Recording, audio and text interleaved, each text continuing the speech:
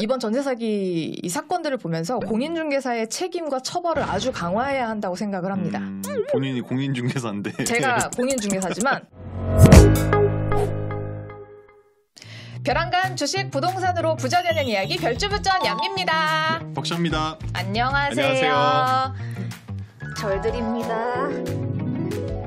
우리가 되게 버르장머리 없어 보인다는 그런 피드백이 있어가지고 네, 오늘은 저희가 존댓말로 네. 진행을 해보려고 합니다. 만수무강 하셨는지요? 낮은 자세로 임하겠습니다. 누워서. 네. 그래서 아주 심각한 우리나라의 그 전국에 대해서 시국에 대해서 먼저 좀 이야기 좀 해야 될 것 같은데 요즘에 전국적으로 진짜 전세 사기가 지금 난리가 난 것 같더라고요. 난리 났어요. 난리 났어요. 네, 그래서 이 정부가 내놓은 대책들이 있다고 하는데 좀 어떤 것들이 있는지 좀 알고 싶습니다. 네, 그렇습니다. 요즘에 전국이 전세 사기 때문에 난리가 났는데요. 오늘은 그래서 진상이 되자 2탄으로 준비를 해보았습니다.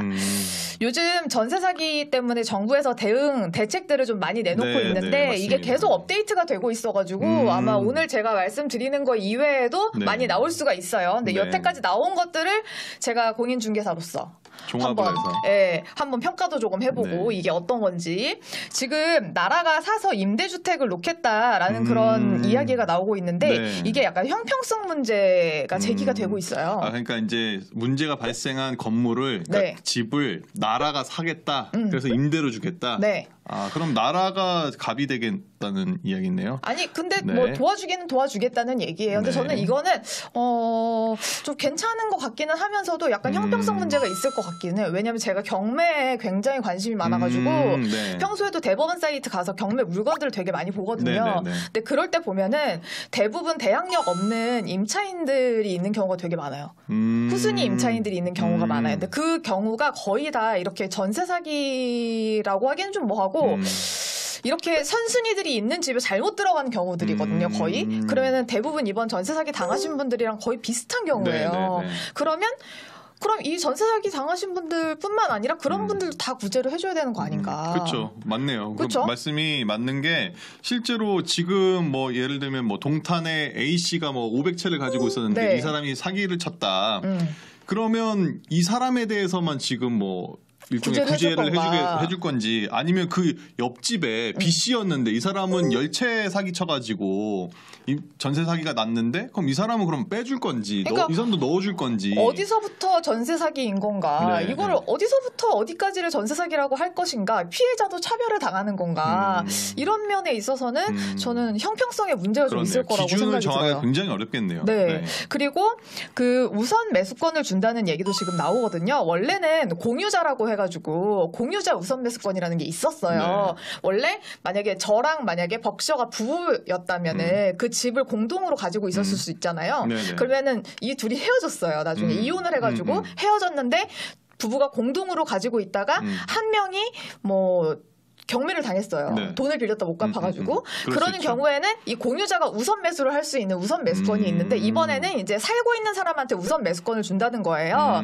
그게 새로 생겼는데 근데 이게 이미 그 집에 들어간 보증금이 있잖아요. 근데 그 보증금을 포함해가지고 싸게 산다는 의미가 아니라 그 보증금을 다 날려버린 거고 이미 이제 그 가장 비싼 돈으로 그 집을 새로 산다는 얘기예요. 그럼 진짜 그냥 맨 땅에 헤딩해서 다시 사야 된다 이 얘기네요. 그렇죠. 만약에 그 집이 시세 1억짜리예요.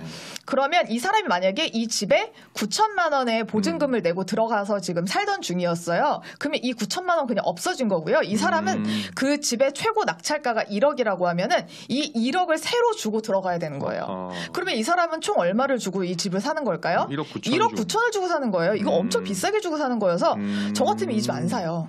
그렇겠네요. 그리고 보통 또 전세 사는 이유가 내가 매수를 할 수 있는 기회가 있음에도 불구하고 전세를 또 선택해서 사시는 분들도 계실 텐데 이 집에 살고는 싶지만 사고 싶지 않은 경우잖아요. 그런 경우니까 사실 우선 매수권이 그렇게 매력적이지 않은 거예요. 그래서 사실은 그냥 거주권만 보장해줬으면 좋겠다라는 게 이 사람들의 목표인 거잖아요. 그래서 어떻게 진행이 될런지는 모르겠지만 저는 그렇게 썩 매력적인 그런 대응책은 아니다라는 생각이 듭니다. 그러면 이런 전세 사기 같은 경우는 좀 미리 막을 수 있는 방법은 좀 없는 건가요? 미리 막을 수 있는 방법들 사실은 공인중개사가 해주면 되거든요. 아, 공인중개사가 막아줄 수 있다? 네, 이번에 네. 또 제가 봤을 때는 100% 막을 수 있는 것들이었어요. 아, 심지어 100%로? 100% 막을 수 있는 것. 자, 그래서 우리가 오늘은 소중한 내 돈을 지키는 방법에 대해서 알아볼 겁니다. 네. 근데 이번에 보니까 신문에도 계속 나고 있는데 네. 전세 사기의 경우 50%가 다가구 주택이라고 합니다. 우리가 그렇게 이야기했던 다 제가 깎고. 그렇게 한 명이 다 깎고 깎고 있는 있는. 집 다가구 주택이라고 합니다. 만약에 다가구 주택을 알고 싶다 하시는 분들은 여기 나올 거예요. 이제 네, 여기 카드로 위에 여기. 여기 위에 제가 저번에 설명한 게 있는데 그거를 꼭 한번 보셨으면 좋겠어요. 그 위험성을. 자, 우선 전세라는 게 왜 위험한 건지 한번 보셔야 됩니다. 내 돈을 집주인한테 무이자로 빌려주는 거예요. 이게 뭐야? 무슨 소리야? 우리가 을인데 임차인이 을 아니야? 라고 생각하실 수 있지만 아닙니다, 여러분. 내가 채권자고 집주인이 채무자예요. 너무 무이자는 염치 없으니까 집주인이 나한테 돈을 빌려가면서 집 사용권을 주는 거예요. 그렇죠. 네, 그런 제도. 우리나라에만 있는 이상한 제도. 갭 투자라는 이상한 기회를 만드는 그런 맞습니다. 제도가 네. 전세라는 제도입니다. 제가 사실은 이걸로 되게 유명해졌어요. 인스타 스타가 됐는데. 아, 저도 봤습니다. 예. 근데 사람들이 막 저한테 채권자, 채무자 공부 다시 해라! 막 이런 댓글 엄청 달았거든요. 근데 제가 이거 하고 나서 뭐 얘기하면은 이상해지겠지만 막 서강대학교 교수님 이런 분들도 나중에 이런 얘기 되게 많이 하더라고요. 어디 방송 나가가지고. 채권자가 맞거든요. 네, 맞습니다. 네. 내가 을이 될 필요가 절대 없습니다. 계약을 하는 과정은요. 이 집주인이 계약 기간 동안에 내 돈을 잘 지키고 있다가 계약 기간이 끝나고 나서 이 돈을 나한테 잘 갚을 수 있을지 없을지를 평가하는 기간인 거예요. 그러니까 꼼꼼하게 따질 거를 제대로 따져봐야 됩니다. 네. 은행이 나한테 돈 꿔줄 때 어떻게 하던가요? 아, 그 서류에 사인해야 되는 게 한 20장, 30장 정도는 되는 것 같더라고요. 그리고 가져가야 될 거 너무 많죠. 맞아요. 내가 직장에서 얼마를 버는지, 작년에 얼마 벌었는지, 맞아요. 재작년에 얼마 벌었는지, 건강 뭐 보험 얼마 맞아요. 냈는지, 네. 뭐 별의별 걸 다 가져가야 돼요. 심지어 거절도요. 맞아요. 마음에 안 들면. 맞아요. 그리고 막 그 금액도 제한해요. 맞아요. 네. 그리고 뭐 신용카드 만들어야 된다. 아, 그렇죠. 그러면 청약 통장 뭐, 만들어야 된다. 막 되게 까다롭게 굴거든요. 맞습니다. 우리도 그렇게 해야 됩니다, 여러분. 자, 그리고 깡통 전세라는 말 들어봤어요, 여러분? 이 깡통 전세는 왜 위험한지도 알아야 되는데 이거는 근데 전세 사기랑은 약간 차이가 있어요. 아, 또 달라요. 네. 전세 사기는 처음부터 돈을 줄 생각이 없었던 사기꾼들이라는 거고 처음부터 이 사람은 돈을 돌려줄 생각이 없었던 사람들이에요. 근데 깡통 전세는 사실은 담보, 그러니까 집값과 그 돈이 일치했던 경우인데 이렇게 경기가 안 좋아질 줄 몰랐던 거야. 그렇죠. 그래서 집값이 떨어진 경우예요. 그 돈보다 더 떨어진 경우. 자, 그래서 위험한 건데요. 담보인 집의 그 가치가 떨어져서 이게 경매로 내놓았을 때 그 담보를 팔아서 내 돈을 받아내야 될 때 이 경매로 나갔을 때 경매가가 원래 시세보다 낮게 측정이 되거든요. 네, 한 80%? 맞아요, 맞아요. 되죠. 네. 근데 그럴 때 거기에 선순위 내가 무조건 선순위로 들어가 있어도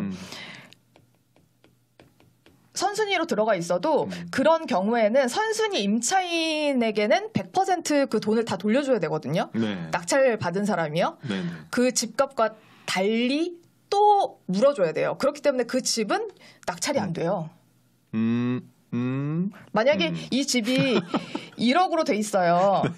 네. 만약에 이 집의 가격이 1억으로 지금 올라가 있어도 네. 여기 선순위가 뭐 2억의 지금 보증금이 여기에 네, 매달려 네. 있잖아요. 네. 그러면 이 집은 3억짜리인 거예요. 아, 내가 이걸 갚아줘야 되니까 네. 이게 포함이 돼 있지만 안 보이게 포함이 돼 있는 거겠네요. 네, 이게 네. 인수되는 권리라고 하거든요. 아. 그래서 이 집은 절대 나가지 않아요. 그럴 수밖에 없겠네요. 왜냐면 네. 다른 물건들은 비슷한 게 다 2억에 나갈 테니까. 네, 그렇습니다. 그래서 이런 물건은 절대 나가지 않아서 결국에는 깡통 전세는 더 위험한 물건이라고 우리는 얘기를 해요. 네. 그래서 보증보험공사가 아마 여기 선순위 물건들을 다 이제 보험 들어가지고 얘네가 네, 가지고 네. 있을 텐데 이런 집들은 지금 대법원 경매 사이트 가보시면 허그가 선순위 임차인으로 있는 경우가 굉장히 많습니다. 네, 이렇게 물어줘야 할 돈이 몇십조라고 네, 합니다. 네. 지금. 자, 그래서 방법은 진상이 되자. 우리의 모토네요. 우리의 모토입니다. 근데 좀 아쉬운 게 뭐냐면 네. 현행법 내에서는 공인중개사 처벌이 쉽지가 않습니다. 답답한 구석이에요. 이게 그러면 내가 모든 준비를 해야 되기 때문에 그렇겠죠, 아무래도. 네, 그렇습니다. 피해자가 공인중개사의 과실을 입증해야 하는 부분이 있어서 굉장히 쉽지 않은 부분인데요. 저는 그래서 이번 전세 사기 이 사건들을 보면서 공인중개사의 책임과 처벌을 아주 강화해야 한다고 생각을 합니다.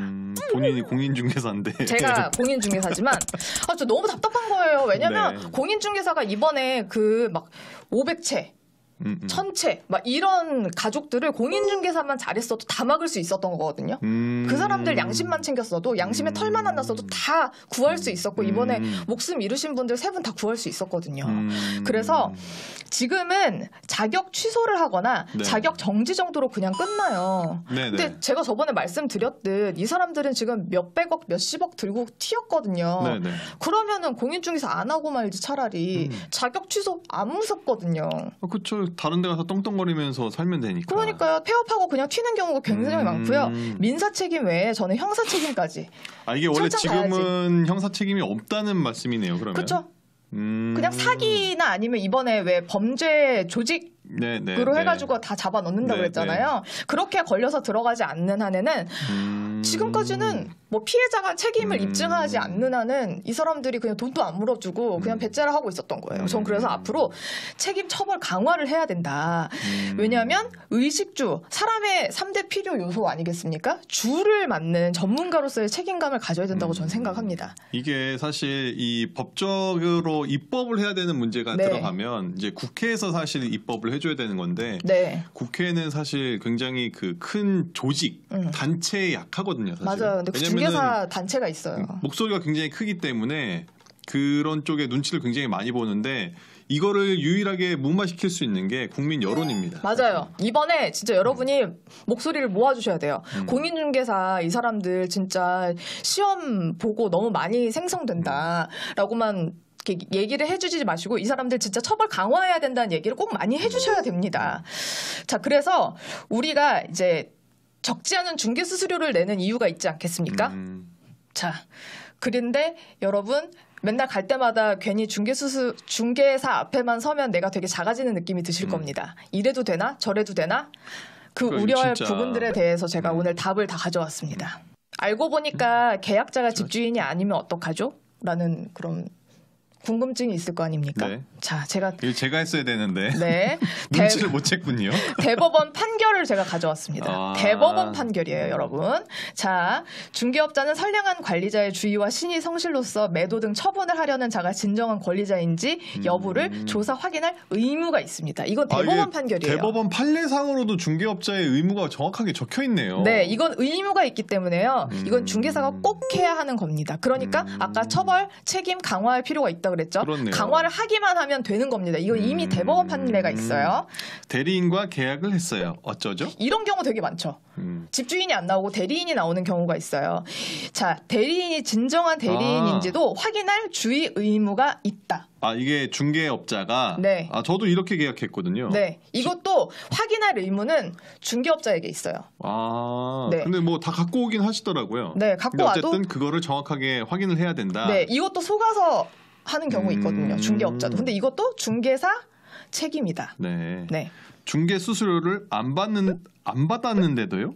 중개 수수료를 받지 않았더라도 공인중개사법에서 규정하는 주의 의무를 부담한다고 봄이 상당하다. 돈을 안 받았지만 네. 중개한 거는 맞다면 네. 책임을 져라. 그렇습니다. 이것도 중개사 책임입니다. 자, 자료를 달라고 하기 눈치 보여요. 자, 이것도 중개가 완성되기 전에 성실 정확하게 설명하고 토지대장, 등기부 등본 등 설명의 근거 자료를 제시해야 한다. 이게 사실 좀 그래요. 이게 우리가 여러 번 얘기했지만 뭘 달라고 해야 되는지 사실 우리도 잘 모르고 네. 그리고 이걸 달라고 해도 되는지 이런 것도 잘 모르고 이러니까 우리는 항상 얀미가 얘기했듯이 진상이 되자. 진상이 돼야 돼요. 여러분 항상 가시면 자료라고 해봤자 등기부 등본 하나만 얘기하시잖아요. 맞아요. 네. 근데 여기 보시면 토지 대장, 등기부 등본 등 이거보다 더 많이 설명의 근거 자료를 제시해야 한다. 아까 제가 말했듯 이번에 전세 사기 당한 분들도 등기부등본만 제대로 봤어도 거기에 나와 있는 저당만 확인을 하셨어도 들어가면 안 되는 물건이라고 말씀드렸었잖아요. 그러니까 이런 거에 대한 근거 자료까지 다 받았어야 된다는 얘기입니다. 자, 그리고 계약한 사람이 공인중개사가 아닌 것 같아 돼 있잖아요. 이거 어떻게 알아보는지 제가 말씀드릴게요. 그날 첫날 공인중개사 만나서 거래하면서 아마 명함 받으셨을 거예요. 네. 그거 그날 계약서 쓰는 거 아니잖아요. 그렇죠. 집에 가서 검색을 해봅니다. 자, 국가공간정보 포털이라는 곳이 있어요. 네. 자, 들어가서 부동산 중개업 조회라는 곳이 있어요. 여기 들어가면 여기 지역 검색 여기에서 이제 뭐 서울시 이렇게 해가지고 한번 찾아보는 거예요. 자, 딱 들어가 보면 저는 서울특별시 강서구 화곡동으로 찾았어요. 네. 검색을 딱 누르니까 이렇게 나오는 거예요. 제가 그대로 캡처해 왔어요. 자, 그래서 우리는 여기는 지금 정지를 당했으니까 저는 요거를 눌러봤습니다. 119 공인중개사 사무소. 네. 자, 그러면 이 사무소가 나오고요. 여기 주소, 소재지 나오고 등록 일자 나오고 보증 보험 유무가 나옵니다. 요즘에는 개정이 돼가지고 한 사무소당 2억까지 보증이 된다고 합니다.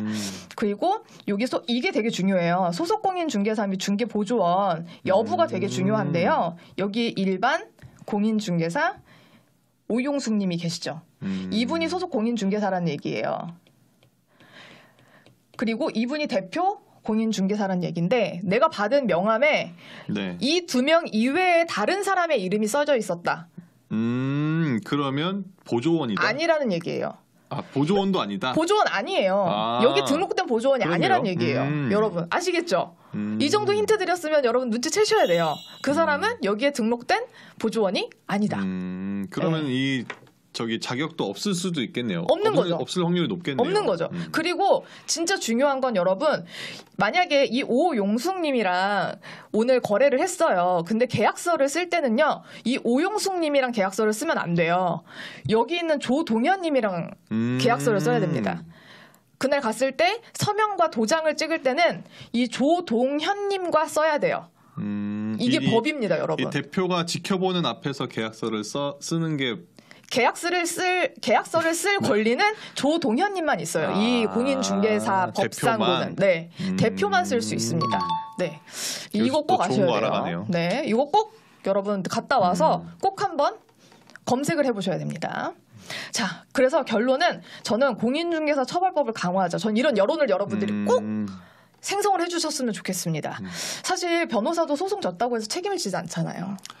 그렇죠. 네. 그렇지만 저는 공인중개사의 경우에는 자기 업무에 충실했는가 여부를 따질 수 있다고 생각을 하거든요. 너무 잘 나와 있잖아요. 등기부등본에 그 저당 잡힌 그리고 본인이 잘 알잖아요, 사실. 그럼요.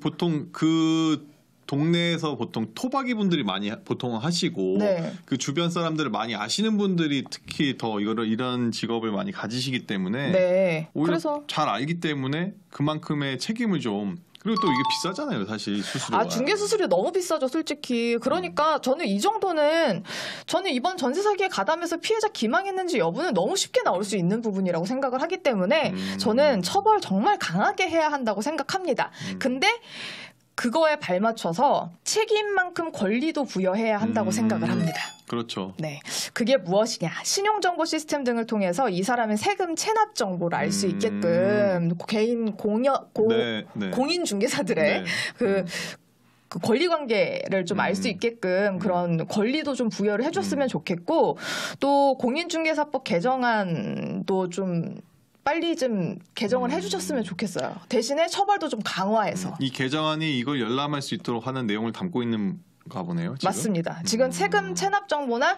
주택 선순위 권리 관계를 열람할 수 있게끔 좀 이렇게 개정을 하는 그런 개정안들이 올라가 있다고 하는데 이것도 빨리 좀 통과를 시켜주시고 그리고 만약에 이렇게 선순위 제대로 파악도 안 하고 막 그냥 막 짜고 치는 그런 공인중개사들이 있다면 처벌도 강하게 하는 그런 법이 빨리 개정됐으면 좋겠습니다. 이게 사실 쉽지 않은 게 의사들도 그렇고 이런 비슷한 케이스들이 굉장히 많잖아요. 이게 어떻게 보면 전문 직종이기 때문에 그만큼의 어떤 책임도 확실히 항상 우리가 좀 여론으로 국회 앞에서 우리가 시위는 할 수는 없지만 할 수도 있어요. 할 수도 있나요? 네.